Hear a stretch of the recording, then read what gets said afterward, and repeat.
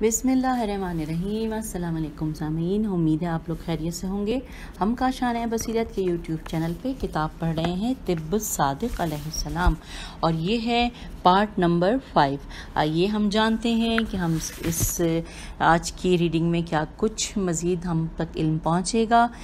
ये मैं आपको बताती चलूँ कि हम जो पढ़ रहे हैं वो पढ़ रहे थे कि ये जहाँ से हमने छोड़ा था उसकी जो मेन हेडिंग थी वो ये थी कि हराम चीज़ों से इलाज के हवाले से मुख्तलिफ़ पॉइंट्स पढ़ रहे थे, और हमने पॉइंट नंबर 9 पढ़ लिया था, और जिसमें कि मौला ने मतलब ये हराम चीज़ों के हवाले से बताया था, जैसे शराब के बारे में बता रहे थे। और अब हम पॉइंट नंबर 10 पढ़ने जा रहे हैं, और पेज नंबर है 63। लिखा है कि हुबाबा ने इमाम जाफ़र सादिक अलैहिस्सलाम से अर्ज़ किया कि मैंने अपने अहल व इयाल के लिए एक मछली ख़रीदी है। तो हज़रत इमाम जाफ़र सादिक अलैहिस्सलाम ने कहा कि मछली अहलो अयाल के लिए अच्छी ग़िज़ा है, लेकिन तुमने ये मछली क्यों ख़रीदी? तो उसने कहा कि मेरे भाई की कमर में मर्ज़ है और तबीब ने उसके लिए जरी मछली यानी मस्ख शुदा मछली तजवीज़ की है। तो हज़रत इमाम जाफ़र सादिक अलैहिस्सलाम ने फरमाया कि ए हुबाबा, खुदा ने हराम चीज़ों में शफ़ा नहीं रखी है। रब्बे काबा की कसम, अगर तुम चाहो तो मैं तुम्हें इस मछली का नाम और उसकी नस्ल और उसका रंग बताऊं? हुबाबा ने मछली को ज़मीन पर फेंक दिया और कहा कि मैं खुदा से मग़फ़िरत तलब करता हूँ, क्योंकि मैं ये मछली अपने साथ ले आया था। किताब है खराइज वल जराए, जिल्द नंबर 1 सफ़ा नंबर 191, और बिहारुल अनवार की जिल्द नंबर 62 सफ़ा नंबर 85 में हमें ये हवाला है।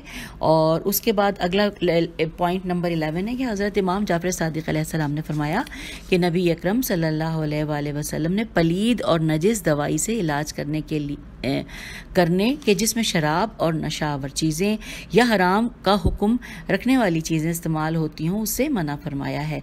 और ये है हवाला, किताब का नाम है तिब्बुल आइम्मा, सफ़ा नंबर 62, और बिहारुल अनवार जिल्द नंबर 62 सफ़ा नंबर 87। हमने ये पॉइंट भी पढ़ लिया, और अब हम पॉइंट नंबर 12 पढ़ने जा रहे हैं। लिखा है मुआविया इब्ने अम्मार कहते हैं कि इमाम जाफ़र सादिक अलैहिस्सलाम से एक शख्स ने ऐसी दवा के बारे में पूछा जिसे शराब के साथ गूंधा गया था और वो उसको आँखों में सुरमे के तौर पर इस्तेमाल करता था। हज़रत इमाम जाफ़र सादिक अलैहिस्सलाम ने फरमाया कि खुदा ने हराम चीज़ों में शिफा नहीं रखी है। किताब का नाम है काफ़ी, और जिल्द नंबर है 6 और सफ़ा नंबर है 414। अब हम आ गए हैं पेज नंबर 64 पे, और हम पॉइंट पढ़ रहे हैं 13। पॉइंट 13 में है कि मुआविया इब्ने अम्मार कहते हैं कि हज़रत इमाम जाफ़र सादिक अलैहिस्सलाम से एक शख्स ने उस सुरमे के बारे में सवाल किया कि जिसमें शराब मिली होती है। तो इमाम ने फरमाया कि खुदा ने हराम चीज़ों में शिफा नहीं रखी है। और यह है किताब का नाम तहज़ीब, जिल्द नंबर 9 सफ़ा नंबर 113। फिर पॉइंट नंबर 14 कि हारून बिन हमज़ा गनवी कहते हैं कि हज़रत इमाम जाफ़र सादिक अलैहिस्सलाम से एक शख्स ने अपनी आँख की ख़राबी के बारे में शिकायत की और कहा कि तबीब ने मेरे लिए शराब के साथ गूंदा हुआ सुरमा तजवीज़ किया है, लिहाजा मुझे क्या करना चाहिए? इमाम जाफ़र सादिक अलैहिस्सलाम ने फरमाया कि ये मुर्दार की तरह नापाक है, लिहाजा जब भी मजबूर हो जाओ तो सिर्फ सुरमा इस्तेमाल करो। और ये है हवाला, किताब तहज़ीब, जिल्द नंबर 9 सफ़ा नंबर 114। अब पॉइंट नंबर 15 हम पढ़ने जा रहे हैं। लिखा है हल्बी हेलाम बे छोटी है। हल्बी कहते हैं हज़रत इमाम जाफ़र सादिक अलैहिस्सलाम से शराब के साथ गूंदी हुई दवा के इस्तेमाल के बारे में सवाल किया, तो इमाम अलैहिस्सलाम ने फरमाया कि मैं खुदा की कसम खाता हूँ कि मैं उसे देखना भी पसंद नहीं करता, बल्कि कैसे मुमकिन है कि ये मेरे नज़दीक शिफा बख्श हो? ये सुअर के गोश्त या चर्बी की तरह है, मगर कुछ लोग इसे अपने इलाज के लिए इस्तेमाल करते हैं। ये है हवाला, किताब का काफ़ी, जिल्द नंबर 6 और सफ़ा नंबर 414। पॉइंट नंबर 16, हल्बी ने कहा कि मैंने इमाम जाफ़र सादिक अलैहिस्सलाम से एक ऐसी दवा के बारे में सवाल किया कि जिसमें शराब मिलाई गई हो। इजाज़त नहीं है कि उसे शराब के अलावा किसी दूसरी चीज़ में मिलाया जाए और उसे सिर्फ हंगामी हालात में इस्तेमाल किया जाए। इमाम अलैहिस्सलाम ने फरमाया, खुदा की कसम किसी मुसलमान के लिए उसकी तरफ देखना भी जायज़ नहीं है। پھر اس سے علاج کرنا کیسے ممکن ہو سکتا ہے؟ یہ سور کے گوشت یا چربی کی طرح ہے جو یہاں سے وہاں استعمال کیا جاتا ہے، جو یہاں اور وہاں استعمال کیا جاتا ہے۔ یہ دوا سور کی چربی کے بغیر نامکمل ہے، اور خدا نے کسی کو بھی شراب اور سور کے گوشت یا چربی کی شفا لینے والے کو شفا نہیں دی ہے۔ اور کتاب کا حوالہ ہے طب الائمہ صفحہ نمبر 62 اور بہار الانوار جلد نمبر 79 صفحہ نمبر 143۔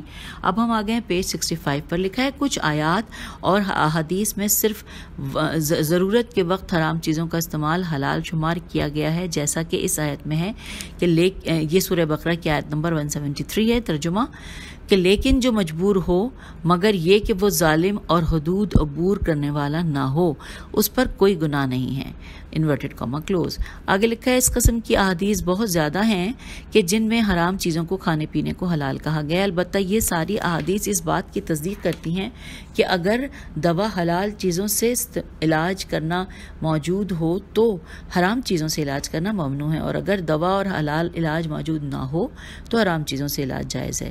پوائنٹ نمبر 17 لکھا ہے سما سین میم الف عین سما بن مہران کہتے ہیں حضرت امام جعفر صادق علیہ السلام سے ایک بیمار شخص کے بارے میں سوال کیا گیا جس کو کسی کا پیشاب پینے کا کہا گیا تھا۔ امام علیہ السلام نے فرمایا کہ مت پیجیے۔ میں نے کہا کہ ایسا کرنے کے علاوہ اس کے پاس کوئی چارہ نہیں ہے۔ امام علیہ السلام نے فرمایا اگر اس کے پاس کوئی چارہ نہیں ہے اور اسے حلال دوا نہیں مل رہی ہے تو وہ صرف اپنا پیشاب پی لے، دوسروں کا پیشاب نہ پیے۔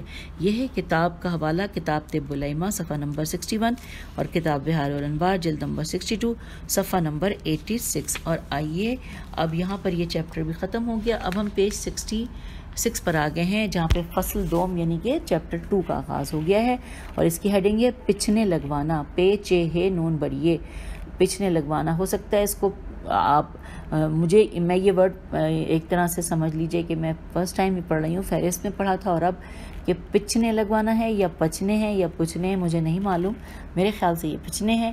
آئیے اگر آپ کو اس سے بہتر اس کی ہجے معلوم ہے تو آپ اس طرح پڑھیے گا۔ لکھا ہے پچھنے لگانا کیا ہے؟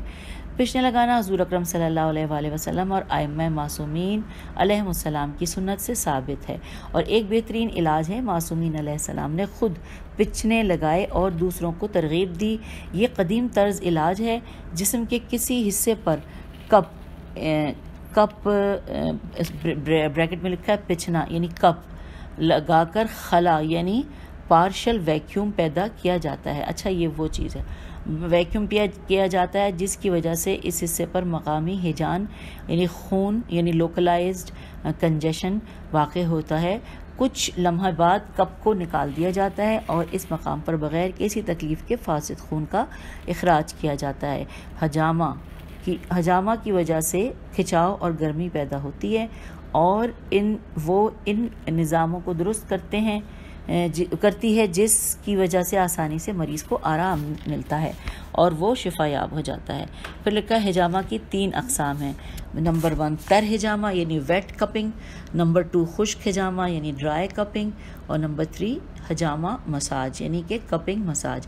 لکھا ہے تر حجامہ اس کے ذریعے جسم کے کسی خاص پوائنٹ پر باریک اور چھوٹے چھوٹے انسیجنز دے کر خون نکالا جاتا ہے۔ اگر فاسد موربڈ میٹر زیادہ ہو تو تر حجامہ کی جاتی ہے، اور اس کو نبی اکرم صلی اللہ علیہ وآلہ وسلم نے بھی پسند فرمایا ہے۔ یہ ہم نے جان لیا۔ اور تر حجامہ کے بارے میں یہاں پہ تفصیلات تھوڑی سی حاشیے میں لکھی ہیں کہ کپنگ اور حجامہ مساج میں جسم کے اس مقام پر جہاں مساج کی ضرورت ہوتی ہے خاص تیل لگا کر ہاتھ سے ہلکا پھیلا دیا جاتا ہے اور پھر اس مقام پر کپس لگا کر مساج کیا جاتا ہے۔ بس یہ کچھ انفارمیشن تھی۔ اب ہم آ گئے ہیں پیج نمبر 67 پر۔ لکھا ہے خشک حجامے میں کسی خاص حصے یعنی پوائنٹس پر صرف کپ لگایا جاتا ہے، اور حجامہ مساج یعنی یہ بھی ڈرائی کپنگ کی طرح ہی ہوتا ہے جو ایک خاص قسم کا مساج ہے۔ اچھا اس کے نیچے لکھا 4 دوائیں۔ اب دواؤں کے نام ہیں 4 ہیں اور یہ بہت مشکل ہیں، میں پڑھنے کی کوشش کرتی ہوں۔ نمبر 1 پوائنٹ، اس میں 4 پوائنٹ دیے ہوئے ہیں اور ہر پوائنٹ پہ 4 دواؤں کے نام ہیں اور ان ناموں کے بارے میں تفصیلات بھی تھوڑی بہت ضرور دی گئی ہیں، لیکن یہ تفصیلات جو ہیں وہ حاشیے میں ہیں، جو کہ جنہوں نے ترجمہ کیا ہے انہوں نے دی ہیں۔ آئیے ہم مل کر پڑھتے ہیں 4 دعائیں۔ پہلی جو ہیں، حضرت امام جعفر صادق علیہ السلام نے فرمایا کہ یہ 4 دعائیں ہیں: انفیہ، حجامہ، نورہ لگانا اور طہارت۔ آئیے ان چاروں کے بارے میں دیکھتے ہیں۔ انفیہ کے بارے میں حاشیے میں لکھا ہے کہ ہر وہ دوا جو ناک کے ذریعے بدن میں منتقل کی جاتی ہے۔ اس کے بعد دوسرا ہے حجامہ، حجامہ کے بارے میں لکھا ہے پشنے لگانا۔ پھر لکھا ہے تیسرا نورہ لگانا، یعنی کہ جس کے بارے میں ہے کہ نورہ لگانا ایسا پاؤڈر چونا اور سنکھیا کے ملاپ سے بنایا جاتا ہے جو جسم کے زائد بالوں کو ختم کرنے کے لیے استعمال ہوتا ہے۔ پھر ہم آگے چل رہے ہیں، چوتھا ہے طہارت۔ طہارت کے بارے میں لکھا ہے کہ طہارت پاک ہونے، پاکیزہ رہنے اور صفائی کو کہا جاتا ہے، اور یہ حوالہ ہے کتاب کا نام ہے کافی، جلد نمبر 8 صفحہ نمبر 192۔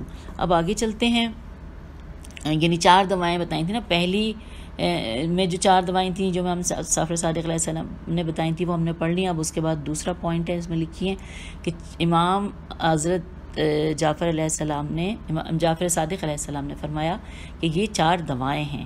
اچھا، اب یہ پھر 4 آ گئی ہیں، میں پھر بتا دوں، حجامہ، انفیہ، تنقیہ اور قے کرنا۔ آئیے ان سب کے بارے میں حاشیے میں پڑھتے ہیں۔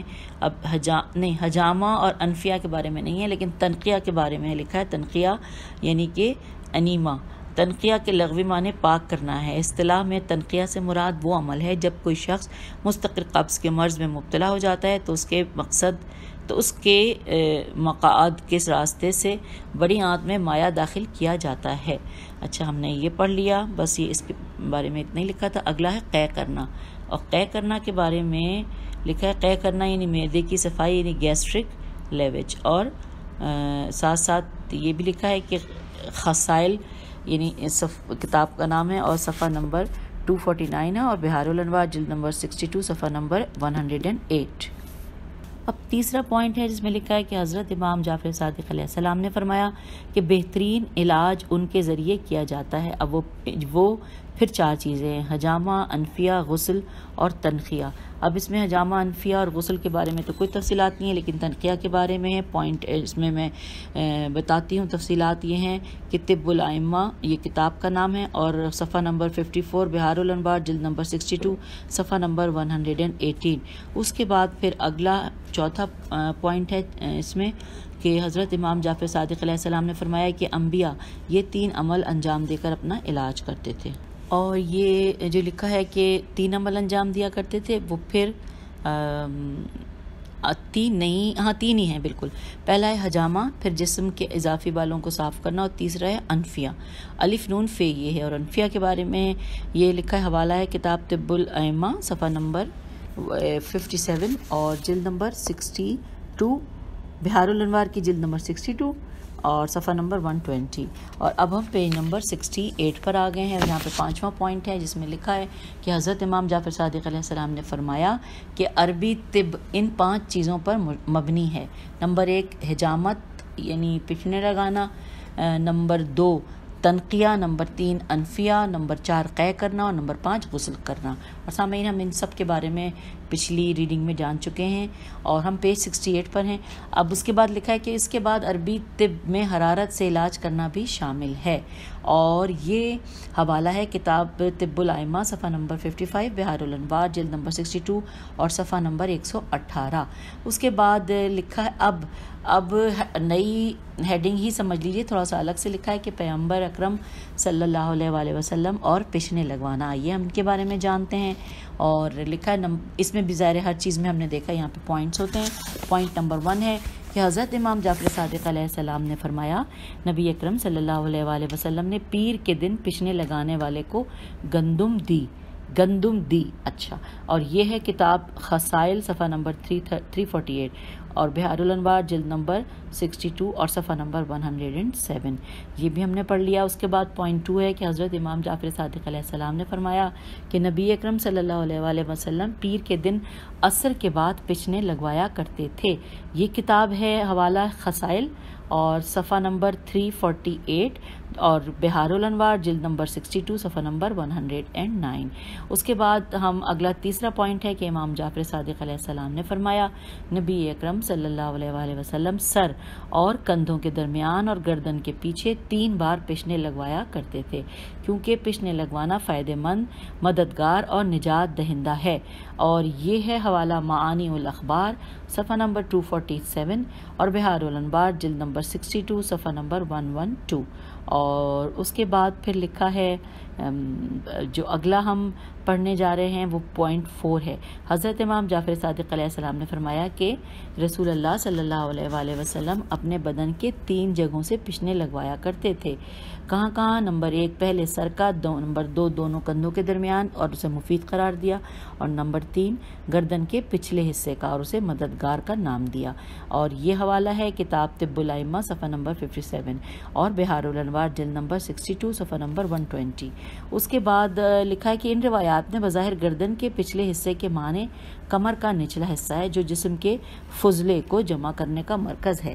اس کے بعد اگلا پوائنٹ 5 ہے۔ حضرت امام جعفر صادق علیہ السلام نے فرمایا کہ نبی اکرم صلی اللہ علیہ وآلہ وسلم گردن کے 2 پوشیدہ رگوں کو پشنے لگواتے تھے۔ حضرت جبرائیل علیہ السلام نے انہیں خدا تعالیٰ کی طرف سے بتایا کہ یا رسول اللہ دونوں کندھوں کے درمیان پشنے لگوائیں، اور یہ ہے حوالہ کتاب طب الائمہ صفحہ نمبر 57 اور کتاب بہار الانوار جلد نمبر 62 صفحہ نمبر 122۔ ہم آگے ہیں پیج نمبر 69 پہ اور ہم پڑھنے جا رہے ہیں پوائنٹ نمبر 6۔ لکھا ہے کہ حضرت امام جعفر صادق علیہ السلام نے فرمایا کہ جب بھی رسول اللہ صلی اللہ علیہ وآلہ وسلم بیماری اور تکلیف میں مبتلا ہوتے تو اس تکلیف کو پچھنے لگوا کر ختم کرتے، اور یہ ہے کتاب جس کا حوالہ ہے طب الائمہ صفحہ نمبر 57 اور بہار الانوار جلد نمبر 62، جبکہ اس کا پیج نمبر 119 ہے۔ اور اب ہم پوائنٹ 7 پڑھ رہے ہیں۔ لکھا ہے حضرت امام جعفر صادق علیہ السلام نے فرمایا کہ امیر المومنین علی علیہ السلام نے فرمایا کہ نبی اکرم صلی اللہ علیہ وآلہ وسلم نے پاؤں کی انگلیوں کے درد کے علاج کے لیے اپنے پاؤں کے تلوے کے پچھنے لگوائے، اور یہ ہے کتاب کا حوالہ جعفریات نام ہے کتاب کا، صفحہ نمبر 162 ہے، اور دوسری کتاب ہے المستدرک جس کی جلد نمبر 13 اور صفحہ نمبر 77 ہے۔ اور یہ بھی اس کے بعد پھر ہم اگلا دیکھتے ہیں کہ اب تھوڑی سی ہیڈنگ آ گئی ہے، یعنی نسبتاً لکھا ہے پشنے کس دن لگوائے جائیں، اس کے بارے میں ہم آگے جانتے ہیں۔ پوائنٹ 1، طلحہ بن زید نے کہا کہ میں نے امام جعفر صادق علیہ السلام سے ہفتے کے دن پشنے لگوانے کے متعلق سوال کیا تو امام علیہ السلام نے فرمایا کہ ہفتے کے دن پشنے لگوانا کمزوری کا سبب بنتا ہے۔ میں نے کہا کہ میں بھی ضعف و کمزوری کے مرض میں مبتلا ہوں۔ امام علیہ السلام نے فرمایا میٹھی بہی، یعنی اب اس کے بہی کے بارے میں لکھا ہے بریکٹ میں سفر جل سین فیرے اور جیم لام، کہ لکھا ہے کہ میٹھی بہی کے بیج کے ساتھ کھاؤ، یہ انسان کو مضبوط بناتی ہے اور معدہ صاف کرتی ہے اور اسے تندرست بناتی ہے۔ اور یہ حوالہ ہے کتاب طب الائمہ صفحہ نمبر 136 اور بہار الانوار جلد نمبر 66 صفحہ نمبر 175۔ اس کے بعد آگے پوائنٹ 2 ہے۔ حضرت امام جعفر صادق علیہ السلام نے فرمایا کہ اتوار کے دن پشنے لگوانا تمام بیماریوں کا علاج ہے، اور یہ کتاب کا حوالہ ہے مکارم الاخلاق صفحہ نمبر 74 اور بہار الانوار جلد نمبر 62 صفحہ نمبر 125۔ اور تیسرا پوائنٹ ہے کہ حضرت امام جعفر صادق علیہ السلام کے پاس کچھ لوگ آئے اور انہوں نے امام علیہ السلام کو بتایا کہ وہ پچھنے لگوا کر آئے ہیں، تو امام علیہ السلام نے فرمایا کہ اتوار کی رات تک پشنے لگوانے میں تاخیر کرنے میں کیا حرج تھا، کیونکہ اتوار کی رات کو پشنے لگوانے سے بیماریاں ختم ہو جاتی ہیں۔ اور یہ حوالہ ہے کتاب نمبر خصال خیسواد الف لام صفحہ نمبر 383 اور بہار الانوار کے جلد نمبر 62 صفحہ نمبر 108۔ اور یہ ہم آ گئے ہیں اس کتاب کے پیج نمبر 70 پر۔ اب پوائنٹ نمبر 4 پڑھنے جا رہے ہیں۔ لکھا ہے حضرت امام جعفر صادق علیہ السلام نے فرمایا کہ وہ شخص جو رمضان کے مہینوں کے علاوہ دوسرے مہینوں میں روزہ رکھتا ہے وہ جب چاہے پچھنے لگوا سکتا ہے، لیکن رمضان کے مہینے میں ایسا کر کے وہ اپنے آپ کو نقصان نہ پہنچائے، کیونکہ اس دوران خون جلن کے ساتھ اور غیر معمولی حالت کے ساتھ نکلتا ہے۔ امام علیہ السلام نے فرمایا کہ ہم رمضان کے مہینے میں اتوار کو رات کے وقت پشنے لگواتے ہیں اور ہمارے چاہنے والے سوموار کے دن پشنے لگواتے ہیں۔ اور یہ حوالہ ہے کتاب مکارم الاخلاق صفحہ نمبر 73 اور بحار الانوار صفحہ نمبر 62 جلد 62 اور صفحہ نمبر 123۔ اور اب ہم آگے چل رہے ہیں، یعنی پوائنٹ 5 پڑھنے جا رہے ہیں۔ لکھا ہے حضرت امام جعفر صادق علیہ السلام نے فرمایا کہ سوموار کے دن پشنے لگوانا بدن کی بیماریوں کو باہر نکال کر پھینکتا ہے۔ اور یہ ہے حوالہ کتاب خصال صفحہ نمبر 385 اور بحار الانوار صفحہ نمبر 69 جلد نمبر 69 اور صفحہ نمبر 39۔ یہ بھی ہم نے پڑھ لیا۔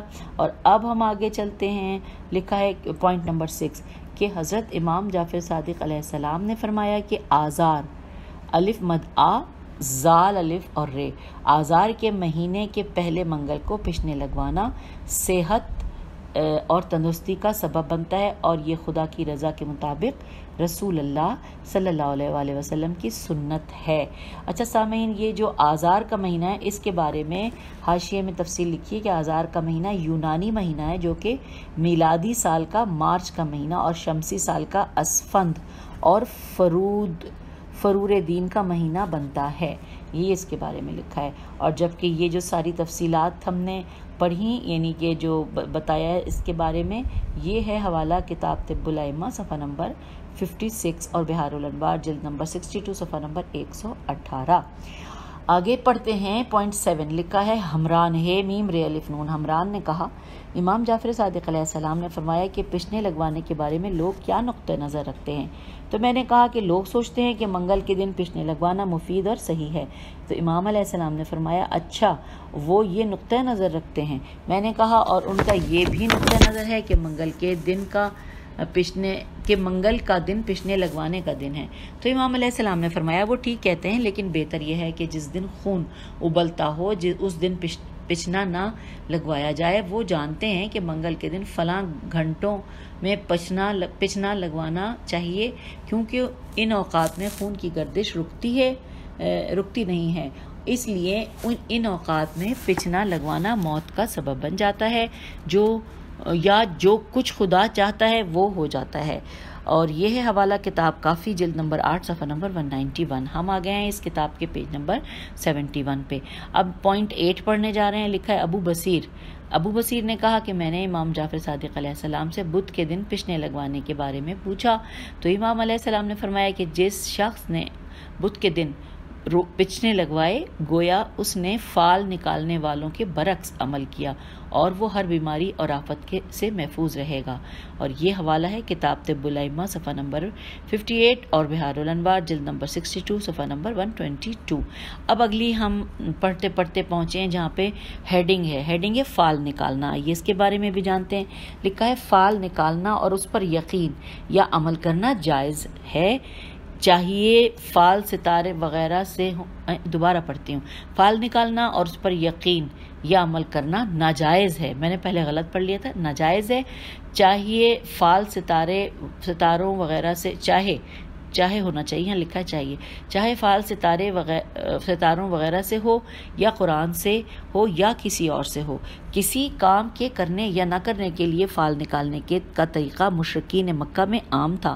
اللہ نے اسے رجیم سین یعنی گندی اور شیطانی بات کہا ہے، اور یہ سورہ مائدہ کی آیت نمبر 90 کا ترجمہ یہاں لکھا ہے انورٹڈ کاما سٹارٹ کہ اے ایمان والوں، شراب اور جوا اور تھان تھے الف نون تھان اور فال نکالنے کے پانسے کے تیر، یہ سب گندی باتیں شیطانی کام ہیں، ان سے بالکل الگ رہو تاکہ تم فلاح یاب ہو۔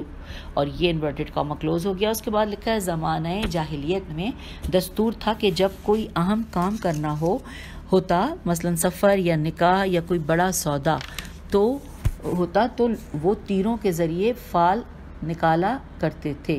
ہم آ گئے پیج 72 پر۔ نکالا کرتے تھے، یہ تیر کعبہ شریف کے مجاور کے پاس رہتے تھے۔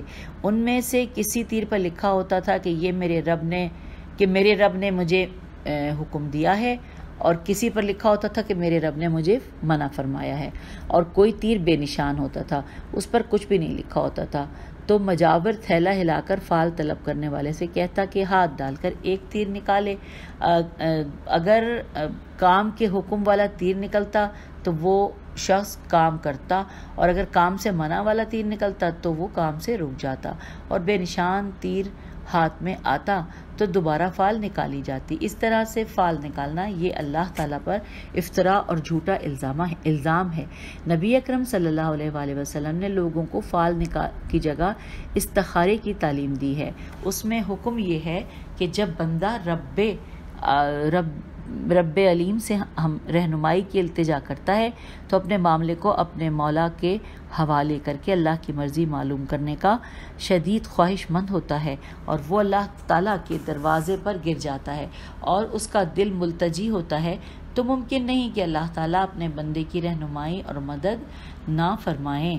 اللہ تعالیٰ کی طرف سے فیضان کا باب ہر وقت کشادہ ہوتا ہے اور اس پر معاملے کا راز کھولا جاتا ہے۔ چنانچہ استخارہ محض اتفاق نہیں ہے بلکہ اس کی مضبوط بنیاد ہے۔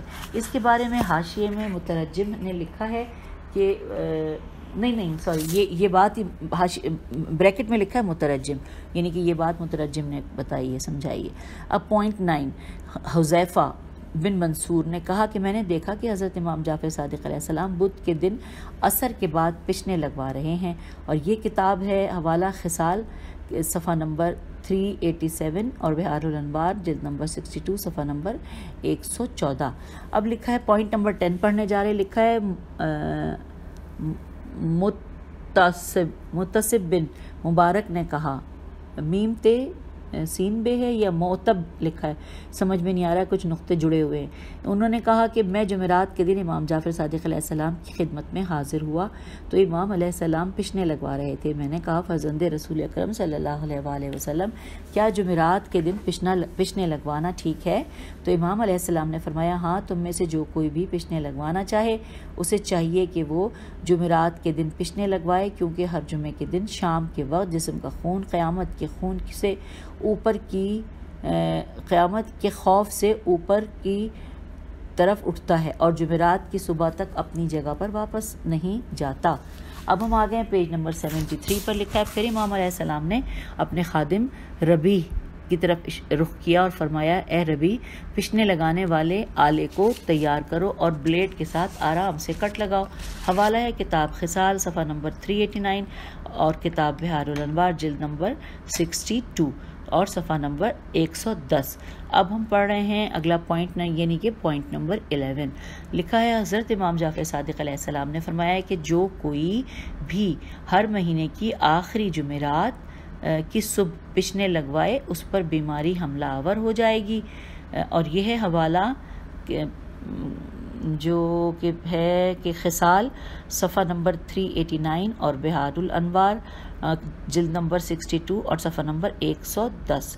یہ جو ہے ہم نے پڑھ لیا۔ اس کے بعد اگلا پوائنٹ نمبر 12، حضرت امام جعفر صادق علیہ السلام نے فرمایا کہ جو کوئی بھی ہر مہینے کی آخری جمعرات کی شام کے وقت پشنے لگوائے اس پر بیماری حملہ آور ہو جائے گی، اور یہ ہے حوالہ کتاب مکارم الاخلاق، صفحہ نمبر 75 اور بہار الانوار جلد نمبر 62 صفحہ نمبر 125۔ پھر ہم پوائنٹ نمبر 13 پڑھ رہے ہیں۔ پوائنٹ 13 ہے کہ حضرت امام جعفر صادق علیہ السلام نے فرمایا کہ جمعرات کے دن خون پشنے لگوانے والی جگہ میں جمع ہو جاتا ہے، اور جب سورج غروب ہوتا ہے تو یہ خون دوبارہ جسم میں پھیلنے لگتا ہے، لہٰذا غروب آفتاب سے پہلے پشنے لگواؤ، اور یہ ہے حوالہ کتاب مکارم الاخلاق، صفحہ نمبر 75 اور بہار الانوار جلد نمبر 62 صفحہ نمبر 125۔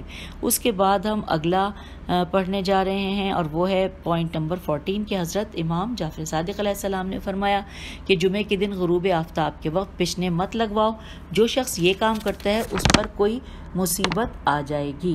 اور اس کے ساتھ ساتھ یہ بھی لکھا ہے کہ تو وہ اپنے آپ کے سوا کسی اور کو الزام نہ دے، اور کتاب کا حوالہ ہے کافی جلد نمبر 8 صفحہ نمبر 192۔ اب آگے پڑھتے ہیں، اگلا لکھا ہے کہ پوائنٹ نمبر اب ہم پڑھیں 15 ہے۔ مفضل نے کہا کہ میں جمعے کے دن حضرت امام جعفر صادق علیہ السلام کی خدمت میں حاضر ہوا تو میں نے دیکھا کہ حضرت امام جعفر صادق علیہ السلام پشنے لگوانے میں مصروف ہیں۔ امام علیہ السلام نے فرمایا کہ کیا تم آیت الکرسی کی تلاوت نہیں کرتے؟ اور آپ نے جمعے کے دن دوپہر کے وقت پشنے لگوانے سے منع فرمایا۔ اور یہ ہے کتاب کا حوالہ مکارم الاخلاق صفحہ نمبر 75، بہار الانوار، اور جلد نمبر 62 صفحہ نمبر 126 ہے۔ اچھا، اس کے بعد پھر پوائنٹ 16 ہے کہ حضرت امام جعفر صادق علیہ السلام نے فرمایا کہ آیت الکرسی کی تلاوت کرو، پھر جس دن تم پشنے لگوانا چاہو لگواؤ، صدقہ دو، اور اس کے بعد جس دن بھی تم گھر سے باہر جانا چاہو گھر سے باہر جا سکتے ہو۔ اور یہ ہے حوالہ کتاب کافی، جلد نمبر 8 صفحہ نمبر 273۔ تو سامعین، یوں اب ہم اپنی آج کی ریڈنگ کا اختتام کرتے ہیں۔ انشاءاللہ اگلی جو ہے وہ ریڈنگ ہم اس سے آگے چلیں گے، کیونکہ یہ ابھی جو ہم پڑھ رہے ہیں اس میں ہم نے ابھی 16 پوائنٹ پڑھے ہیں، جبکہ اس میں مزید ابھی پوائنٹس رہتے ہیں، تو انشاءاللہ آگے پڑھیں گے۔ خدا حافظ، فی امان اللہ۔